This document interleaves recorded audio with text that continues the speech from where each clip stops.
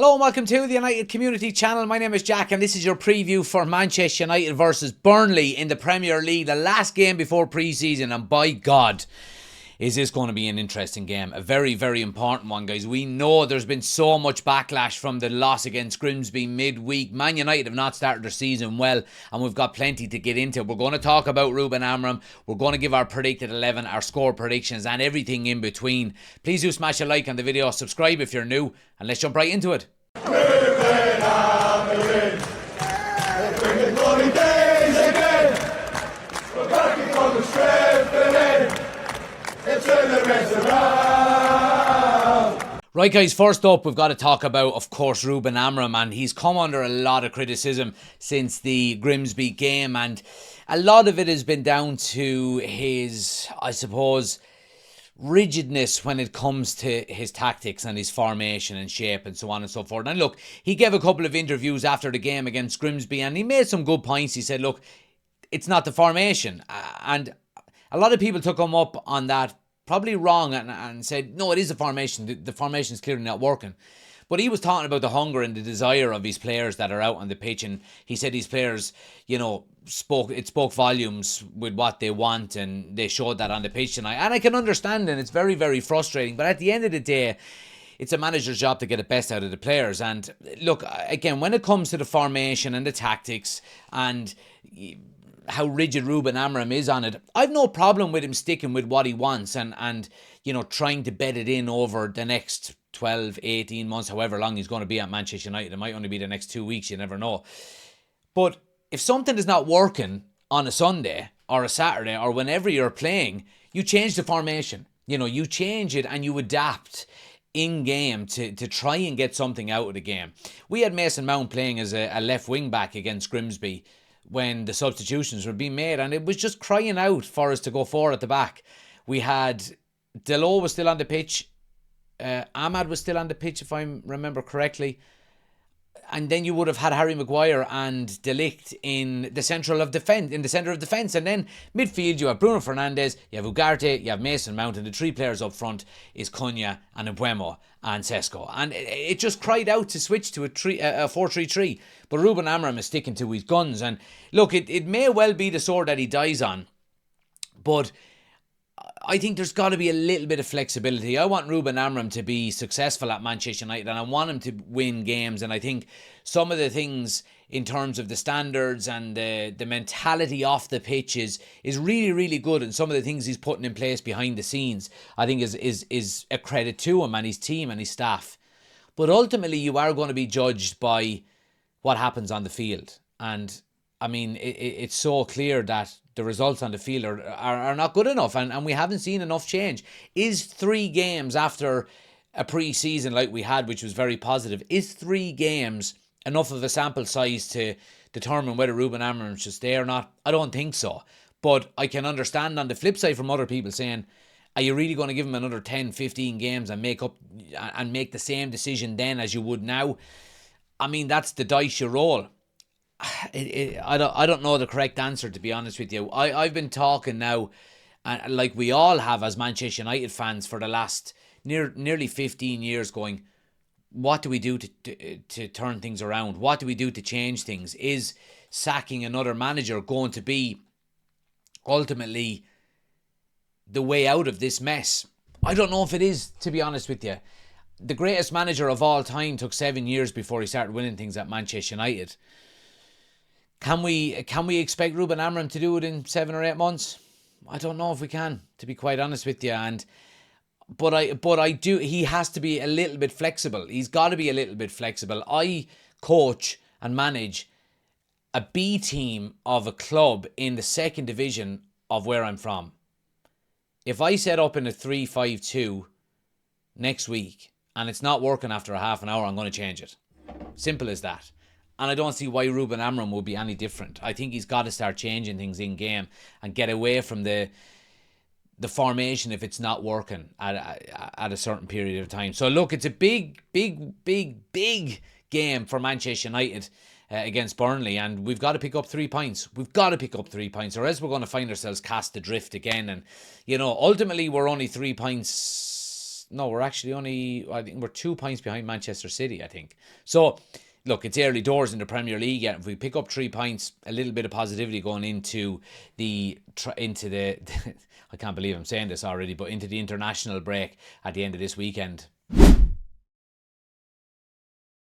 Now, next up, we've got to talk about players within the team and within the squad and within the starting 11 and so on. And we get onto our predicted 11 in a few minutes. But we've got to start with Kobbie Mainoo, guys. We've heard yesterday, of course, that he is looking to move away from Manchester United before the end of the window on loan. He doesn't want to move on a permanent basis. He doesn't want to cut ties with Manchester United. But in a World Cup year, he wants to go and get game time. And it's pretty clear, if he is going to be in direct competition with Bruno Fernandes, he's not going to have too much game time.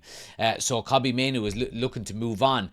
Manchester United have made it clear that they're not going to move him on and let him go on loan. So it remains to be seen what happens between now and the end of the window. I don't think he made a real statement against Grimsby the other night with his performance. Now, I do feel sorry for him. I think anybody that's in that 2 number 6 roles in Ruben Amorim's formation, I think have to be very energetic, very athletic, and have the game of their life nearly every week, because we're going in against the 3 most weeks. I think it's very easy to play opposition teams to play against us because we play at 2 and an opposition team play at 3, and we're outnumbered an awful lot of the time when it comes to that. So I do feel sorry for Kobbie Mainoo, but it's noise around that we don't want to hear now. And ultimately, I think the quicker we can get to the transfer window being closed and get our business done, players are going like Garnacho, and it looks like Anthony could go, even Malacia could go, and get players in, hopefully a new goalkeeper, then look, I think it's going to be the better, and then we'll put to bed some of these exits that we don't want to leave, like Kobbie Mainoo. But ultimately, guys, I don't think he took his chance midweek. I really, really don't. Now, again, the player that he's in direct competition with is Bruno Fernandes, and we know, obviously, Bruno came off the bench on the in midweek and was rested, but I mean, against Fulham, it was an absolute nightmare for him. And we know what happened with the penalty. We let it get to him. He let it get to him. And he let it get to him for the rest of the game, which is not good from a pro of his calibre. And he's got to put it aside now, and he's got to really, really put in a good performance, or else the criticism is going to continue to come for him. Look, no doubt Bruno Fernandes will be starting against Burnley on the weekend, and I think he should be because he's up there with one of our best players. So, look, again, It's noise that we don't want to have around, and the best way to silence all of that, guys, is to just go out and start winning games. If we're winning the next 3, 4, 5 games, which we won't, obviously, because we're playing City and Chelsea, I think, in that period, but if we can start winning games and put performances in, all of a sudden all of this external noise goes away. It really, really does, and I think if we can do that and do it on a consistent basis, it gives us a better opportunity going forward and silences all of that bullshit that we're hearing in the last couple of weeks. Now, finally, before we get on to our predicted 11, I want to talk a little bit about Benjamin Sesko. Obviously, he played full 90 minutes midweek against Grimsby. I mean, I felt so sorry for him, to be quite honest with you. There was a number of really, really good runs. We spoke about Rasmus Højlund a lot last year, and this, even in pre-season, where he was out tussling with defenders, looking for the ball to be played into his feet. Benjamin Sesko made some really, really good runs off the last man, and the ball never came. There was one particular one where Delors was breaking from a corner, and Sesko made a brilliant run, and all we had to do was be direct and play the ball through the channel for him. But no, Delors slows it down, goes sideways, and Sesko is going, why isn't it coming here? If we don't start playing balls in behind for our striker, he's going to end up like Rasmus Højlund. He's going to end up like a young player without any confidence left, because he's not getting the service to go and score goals. He needs service. He's big, he's strong, he's powerful, he's fast. Get the ball in behind and let him run onto it and put him in one-on-one as much as we can. And if it is a case where we're coming down the wings, get the ball into the box more, lads. He's 6'5". He'll put himself about. He had a couple of headers against Grimsby, albeit the crosses weren't great. He needed to get more power behind it because the cross was weak. But I like what I saw from him in terms of his directness, trying to run off the shoulder. We cannot allow ourselves to suck Benjamin Sesko into the negativity of Manchester United, similarly that we've done with Rasmus Højlund, where he's not getting service, we're not being direct enough. We broke again that same corner with Delors running forward, and it reminded me of the breakaway that Manchester United had against Arsenal in the Champions League semi-final all of them years ago, where Park Ji-sung, Rooney and Ronaldo ultimately putting it in the net. it was a very similar position. He spun off like Ronaldo. We had a player out left who just stopped instead of going forward like Rooney done at the time. And it just goes to show maybe the confidence that this team has at the moment. We've got to be more direct and we've got to get the ball in for him. Now, guys, let's get on to our starting 11. And look, obviously, there is going to be changes. There absolutely 100% is going to be changes. Not because the opposition is better now, even though we lost to the lesser opposition, but because of performances midweek. And this is my starting 11, guys. Tom Heaton, for me, has to play. He has to play, in my opinion. Altabinder, we know for the first 2 games, is not good enough. Simple as that. He's not good enough. And opposition teams know now, just put the ball into the box, regardless whether it's Onana or Binder. Just get the ball in underneath that crossbar, put crosses in, and they will struggle. It's Tom Heaton for me. I actually think Tom Heaton is the best goalkeeper we have at the club at the moment. And I would play him and I would start him.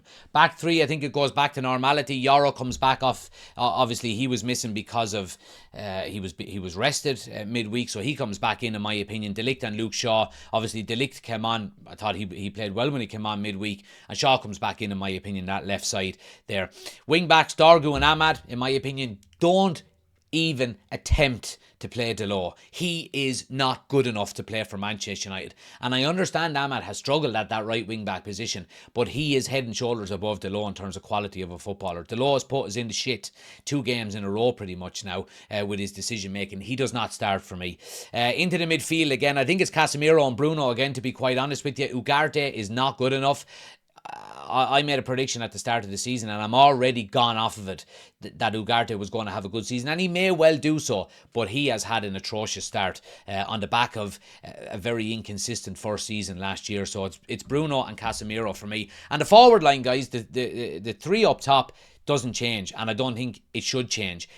Enough of this nonsense now where we're getting lads up to speed and this and that. Just put them in and play them and let them do what they can potentially do. Sesko needs to get on the score sheet. And Mbeumo is off the mark. Lovely goal against Grimsby the other night. And Cunha is very unlucky to not have his first goal already. He's had some really, really good opportunities. That team is good enough to beat Burnley, guys. It's good enough to beat Burnley, but it's whether they want to go out and do it and have the hunger and desire to do it. That remains the big question. Now, if we're going with a score prediction, I mean, Jesus Christ, I predicted a 4-0 win to United against Grimsby. Let's see what reaction we get. I mean, again, I'm going to go positive with it. I think a 2-1 win to Manchester United. I can't see us playing free-flowing football against Burnley when we couldn't do it against Grimsby, that were in the 4th tier of English football.